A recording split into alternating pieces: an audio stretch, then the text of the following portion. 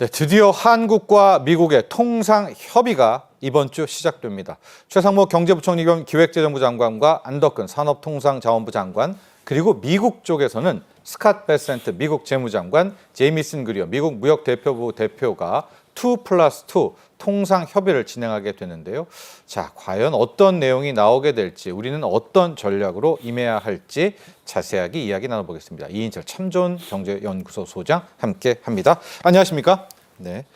자, 당초에는 이제 G20 재무장관 회의 때문에 최상무 경제부총리는 가서 스캇 베센트를 만나고요.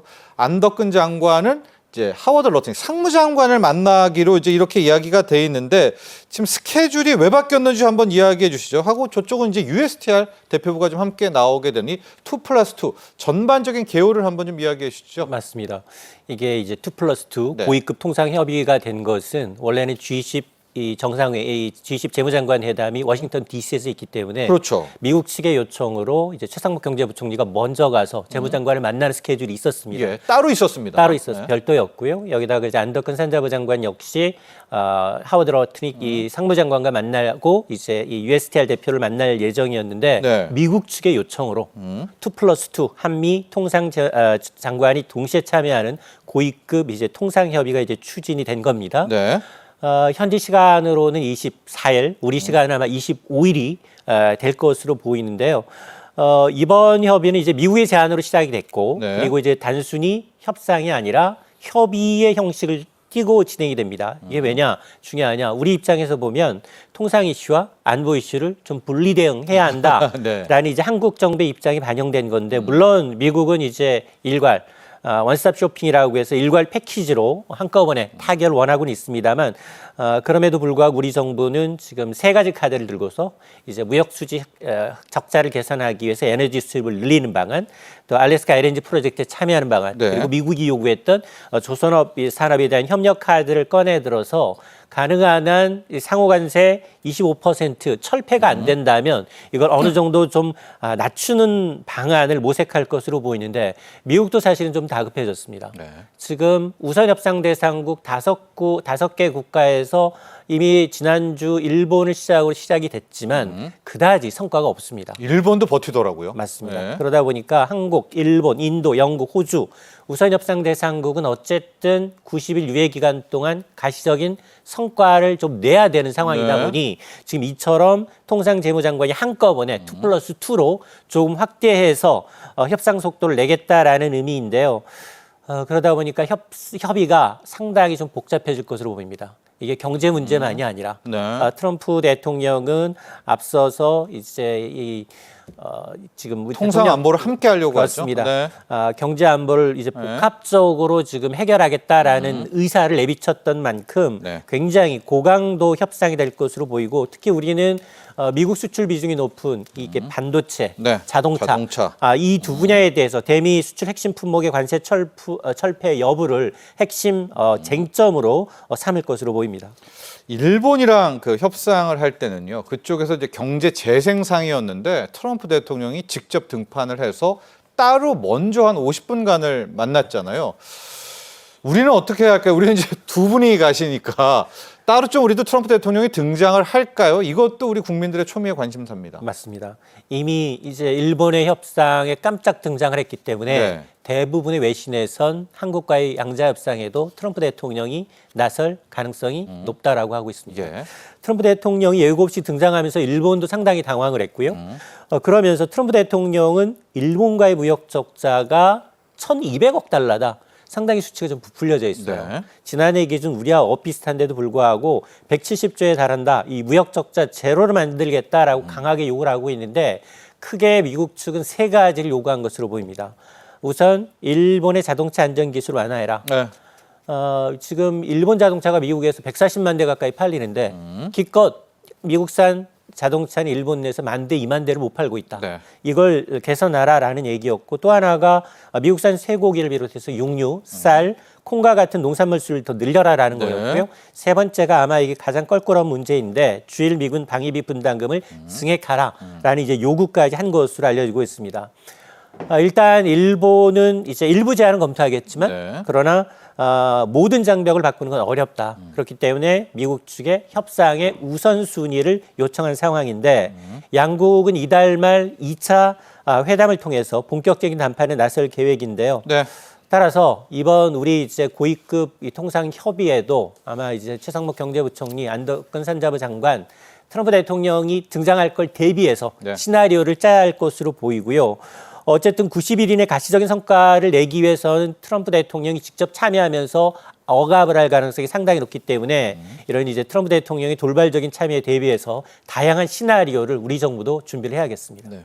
우리도 뭐 일본도 그렇고요. 우리도 당연히 통상과 안보, 방위 문제를 좀 별도로 하려고 하는데 반면에 트럼프 대통령은 합쳐서 하려고 합니다. 그래서 일본은 패키지 딜, 우리는 원스톱 쇼핑 이렇게 이야기를 하는데 어쩔 수 없이 아마 방위비 이야기도 해야 될 것 같은데요. 우리는 어떤 전략이 좀 있을까요? 우리는 이미 바이든 대통령 때 확정을 했는데 물론 이게 막무가내겠지만요. 트럼프 대통령이 어떻게 대응할까요? 맞습니다.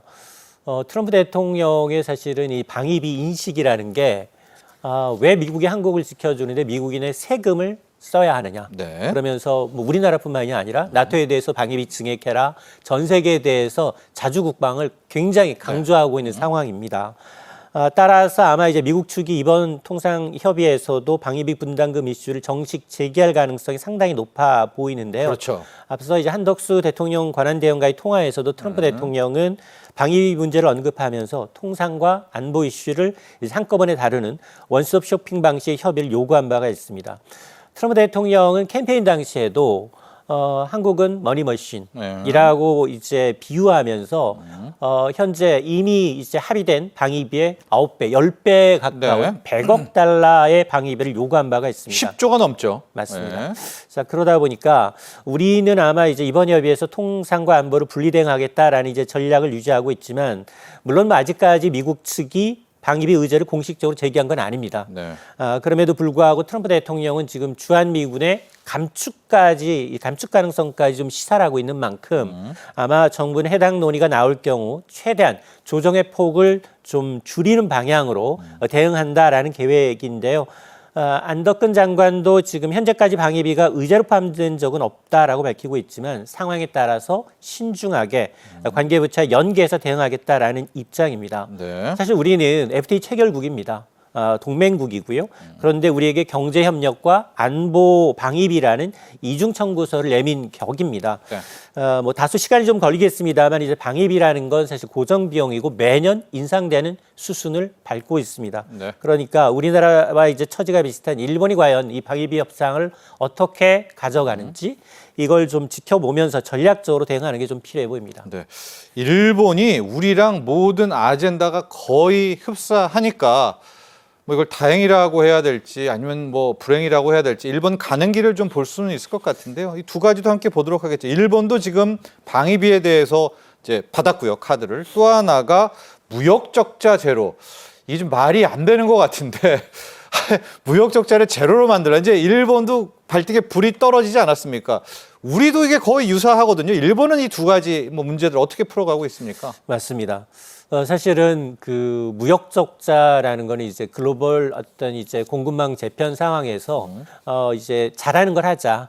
이제 미국이 잘하는 이제 이 설계 기술을 갖고 있다면 우리 동남아의 경우는 제조 기술이 강점이기 때문에 그동안은 이제 이런 이제 재편이 좀 잘 되었습니다만 지금 트럼프 대통령의 인식은 네. 어쨌든 이건 이분하게 가겠다. 무역 적자를 단숨에 해소하겠다라는 이제 이 방침을 내세우고 있는 상황입니다. 그러다 보니 지금 지난 이제 16일 미국과 일본이 워싱턴 DC에서 이 관세 협상 진행하면서 지금 직접 참여해서 일본의 대미 무역 적자 제로 달성을 좀 요구해 왔는데요. 네. 사실 미국산 자동차가 전 세계에서 잘 안 팔립니다. 그거는 미국산 자동차의 이제 기술적 그리고 이제 성능의 문제이지 이게 관세를 가지고 해결할 수 있는 문제는 아니거든요. 그럼에도 불구하고 비관세 장벽, 환율이라든가 정부의 보조금이라든가 이걸 빌미로 해서 일본도 지금 24%의 상호관세를 지금 부과한 상황이고 네. 유예는 돼 있습니다만 거기에다가 이제 농축산물 수입 부족을 지적하고 있고 쌀, 쇠고기, 감자와 같은 농산물 수입 확대와 자동차 안전 기준 완화를 요구하고 있는 상황인데 이시바 총리가 굉장히 강경해요. 왜냐하면 가장 먼저 이시바 총리는 일본에 1조 달러 투자를 얘기했거든요. 네. 그럼에도 불구하고 지금 관세 폭탄을 맞은 상황이다 보니 일방적 양보를 하지 않겠다. 그리고 자국 농업 보호와 식품 안전은 양보 불가다라고 굉장히 강경하게 얘기를 하고 있습니다. 동시에 이 협상이라는 게 세계적인 어떤 모델이 될 수밖에 없는 상황이고 네. 가장 먼저 타결할 경우에는 그래서 균형 잡힌 협상을 지향하겠다라는 입장입니다. 일본도 우리와 비슷한데요. 관세와 안보 문제를 분리 대응하겠다라는 전략을 유지하고 있고 또 모든 비관세 장벽 제거는 좀 어렵기 때문에 미국이 요구하는 우선순위를 먼저 요청한 상태인데요. 이 협상에서 우리가 이제 참고할 것, 앞서 이제 우리나라와 일본이 너무 많이 겹친다라고 말씀해 주셨는데 네. 정말로 트럼프식 압박 전략, 뭐 패키지 딜이든 원스톱 딜이든 압박할 것 같고요. 여기다가 비관세 장벽 문제, 특히나 환율 문제도 제일 순위로 얘기할 가능성이 상당히 좀 높아 보이고요. 네. 이 환율에 직접적으로 개입을 하고 있다. 우리는 지금 관찰 대상국이기 때문에 특히 이제 이런 것들이 아마 이제 미국과의 협의에서도 이제 유사한 요구가 할 가능성이 높기 때문에 우리는 사전에 좀 대비가 좀 필요해 보입니다. 일본 같은 경우는 엔화 또 강세잖아요. 그러니까 환율로도 어떻게 일본을 건드릴 수는 없을 것 같은데. 왜냐하면 지금 일본의 엔화는 강세지만 네. 일단 미국의 달러화가 초약세. 네. 전 세계적으로 지금 이 미국의 국채가 남아들고 있는 상황에서 그건 트럼프 뜻대로 된 거잖아요. 맞습니다. 네. 그런데 그걸 누가 사줘야 되느냐? 동맹국들한테 사라고 강요할 가능성이 있다는 겁니다. 네. 미국의 국채를 사라. 왜냐하면 지금 우리나라의 경우에는 전체 이 국채 비중이 미국의 국채 비중이 전체의 한 0.4% 수준에 불과하지만 예. 중국이 한 11%, 일본은 13%입니다. 그럼에도 불구하고 지금 이 쏟아지고 있는 이 국채 폭락하고 있기 때문에 이걸 어느 정도 동맹국들이 좀 사주길 바라면서 환율을 비관세 장벽의 하나로 첫 번째 항목으로 꼽고 있는 것 같습니다. 네, 트럼프 대통령이 지금 일본에 대해서 무역 적자 제로를 제안했다라고 합니다. 이게 말이 되는지는 모르겠지만은요. 이시바 총리도 지금 강경하게 대응을 하고 있는데 공은 이제 우리한테 돌아왔고 이번 주에 결국 2+2 협의를 하게 됩니다. 우리도 뭐 일단 통상과 안보는 분리한다고는 하지만 미국이 테이블에서 딱 하면은 맞서 싸워야죠. 예, 우리의 패키지가 뭡니까? 그렇습니다. 우리도 지금 미국 정부의 어떤 통상 협의에서 이제 원스톱 쇼핑을 얘기하고 있습니다만 어쨌든 우리는 안보와 이제 무역 문제는 이제 분리 대응하겠다라는 거고 특히 이제 미국이 먼저 요청했던 이제 조선업 협력부터 시작을 해서 알래스카 RNG 프로젝트 참여 여부 이건 미국이 관심을 갖고 있기 때문에 이걸 이제 협상의 지렛대로 적극 활용한다라는 계획인데요. 근데 미국의 요구가 너무 강하고요. 이미 트럼프 대통령은 각종 연설에서 일본과 그리고 이제 이 한국은 알래스카 LNG 프로젝트 참여하기로 했다. 마치 사실인 것처럼 네. 이제 홍보를 하고 있는 상황이다 보니 요구가 아무리 강하다 하더라도 여기에 이제 우리가 당장 성급한 합의는 좀 위험할 수 있습니다. 때문에 협상의 속도보다는 이제 국익 극대화가 이제 우선인데요. 너무 성급하게 협상이 타결될 경우 이후 협상에 나서는 나라들이 더 유리한 조건으로 네. 이제 이끌게 된다면 우리나라가 상대적으로 불리해질 수 있습니다. 또 정부는 이제 차기 정부로의 어떤 이관 가능성도 염두에 두고 당장은 이제 협의의 기반을 마련하는 데 집중하겠다라는 건데요. 결국 이번 협의의 핵심은 이제 장기적인 이제 국익을 지키면서 균형 있는 협의를 이끌어내는 게 있는데 정부는 이제 신중한 접근을 이제 택하고는 있습니다만 특히 우리가 지금 강점으로 내세울 수 있는 건 이번 협상 과정에서 2023년 기준 네. 우리가 지금 대미, 반도체 그리고 자동차, 배터리 부분을 중심으로 해서 거의 30조 원을 투자했거든요. 네. 여기에 직간접적인 미국의 일자리 80여만 개를 이제 만들었기 때문에 양질의 일자리를 창출했다는 점을 적극 부각시키면서 대중국 견제와 그리고 이제 글로벌 공급망에서 우리가 핵심적인 역할을 하는 동맹국이라는 점을 좀 강조해야 한다라는 생각을 하고 있습니다. 네. 당초에는요, 트럼프 행정부와 빨리 협상을 끝내는 국가가 유리하다. 뭐 이런 이야기가 전체 언론에서 나왔다가 지금은 분위기가 싹 바뀌었거든요. 최대한 늦게 할수록 좋다. 아예 중국과 협의하는 거, 중국 다음으로 가자란 이런 이야기도 좀 있어요. 그래서 아마 우리 정부도 합의라는 용어 대신에 지금 협의를 쓰고 있고 차기 정부에 이제 넘기려고도 하고 있는 것 같은데 이인철 소장님 늦게 하는 게 좋죠 지금. 맞습니다. 네.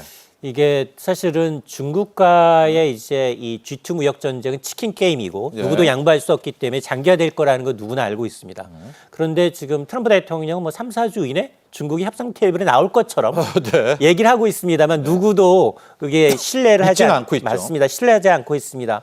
때문에 이제 이번 협의에서 안덕근 산자부 장관은 트럼프 대통령이 중국과 협상 의지를 보인 점을 언급하면서 그러면 또 판이 좀 바뀔 수도 있다라는 이제 평가를 내리고 있는데요. 이렇게 되면 우리가 이제 여러 가지 이제 시나리오에 대비해서 상정해서 대비를 할 수 있고 신중한 접근을 할 수가 있는데 어쨌든 지금 관세 문제가 다 풀린다 하더라도 상황이 또 어떻게 돌변할지 모릅니다. 자, 그러다 보니까 이 후회적인 협의를 통해서 장기적으로 공고한 산업 협력 관계를 구축하겠다라는 입장인데요. 특히 우리가 이제 알래스카 LNG라 이제 조선업 협력의 경우에는 이게 실질적으로 보면 자세히 들여다보면 관세 협상의 카드라기보다는 에너지 안보 차원 그리고 이제 안보 동맹 기반의 산업 파트너십 강화 차원에서 접근하겠다라는 얘기인데요. 결국 핵심은 급하게 합의보다는 장기적인 국익을 고려해서 전략적으로 좀 대응하겠다라는 거고 협의의 이제 주도권을 유지하면서 이제 산업 협력의 기반을 다지는데 초점을 맞출 것으로 보입니다. 자, 그래서 아마 우리 정부, 특히 최성모 부총리도 이번에 안 끝내고 이제 다음 정부에서 끝내고 싶은 마음이 있고요. 반면에 트럼프 행정부는 한덕수 대행과 요번에 그냥 빨리 마무리를 하고 싶어 하는 것 같고, 이제 협의입니다, 지금은. 합의로 가게 되면 일본도 이달에 뭐 될까 말까 이런 얘기 나오고 있는데 우리는 어떻게 보십니까? 언제쯤 본협상까지 해서 마무리가 될까요? 이게 사실은 아무리 빨라도 네. 일기 때를 복귀해 보면 일기 때 이제 한미 FTA 재협상을 통해서 미국이 철강과 자동차를 굉장히 많은 양보를 받아갔습니다. 네. 당시에도 한 8개월 정도 걸렸다라는 걸 감안하게 되면 한 안건에 대해서 그렇거든요. 네. 근데 여기는 지금 한 안건이 아니라 여러 개 한꺼번에 다 하겠다는 입장이 원스톱 쇼핑이죠. 그렇습니다. 그러다 보니 이게 연내 끝날지 아니면 뭐 후내년에 끝날지는 알 수가 없습니다. 다만 트럼프 대통령은 어쨌든 90일 유예한 기간 동안 5개 국가에서 예. 가시적인 성과를 내기 위해서 계속 압박하기 위해서 직접 협상의談판에 나설 것으로 예상이 되고 있고 이제 그러다 보니 이제 이 2+2 통상협의라는 게 이제 막 본격화된 단계이고 그리고 이제 당장 합의점을 찾기는 좀 어렵기 때문에 최종 합의는 차기 정부로 좀 넘기는 게 오히려 이제 리스크를 좀 피하는 게 아니냐. 우리는 지금 어차피 대선이 이제 6월 3일로 정해져 있기 때문에 그렇죠. 그 사이에는 이제 공백 상태인 걸 미국이 알고 있는 상황이고 아, 명분도 되네요. 맞습니다. 네. 자, 그러니까 이제 최상목 경제부총리도 지금은 협의를 하되 중요한 결정은 새 정부 출범 이후 마무리하는 게 바람직하다라고 합의는? 밝히고 있는 상황이어서 이번에는 협의의 기반을 좀 다지면서 핵심 의제는 차기 정부에서 정리하는 게 수순이다라는 얘기입니다. 네, 자, 협의는 지금 시작을 하지만 최종 합의는 이제 차기 정부. 이런 뭐 명분도 괜찮습니다. 맞습니다. 네, 이런 것들로 해서 일단 최대한 좀 마지막까지의 합의를 좀 늦추자 이런 전략도 있는 것 같고요. 말 나온 김에 지금 미국과 중국 관계도 한번 정리를 해 주셔야 될 것 같습니다. 동상이몽 같아요. 오히려 지금은 중국이 갑의 위치에 있지 않나. 특히 히토류 수출은 뭐 어제 오늘 떠들썩하게 외신을 또 장식을 하고 있는데 트럼프 대통령은 또 칭찬했다가 이 코로나19가 중국이 했다 거다 막 이렇게 좀 계속 이제 특유의 그 전략을 쓰는 것 같아요. 맞습니다. 해묵은 이제 이슈까지도 꺼내면서 네. 중국을 자극을 하고 있습니다. 미중 간 무역 전쟁이 격화되고 있는 가운데 트럼프 대통령은 협상 타결 가능성까지 언급을 하면서 네. 동시에 장기전으로 들어갈 수 있는 굉장히 중국의 아킬레스건이라고 할 수 있는 코로나19 실험실 유출서를 백악관 홈페이지를 통해서 예. 이제 밝힌 겁니다. 마치 공식 입장처럼 이제 부각을 시켜서 중국의 민감한 부분을 정면으로 건드렸다라는 이제 평가가 나오고 있는데요.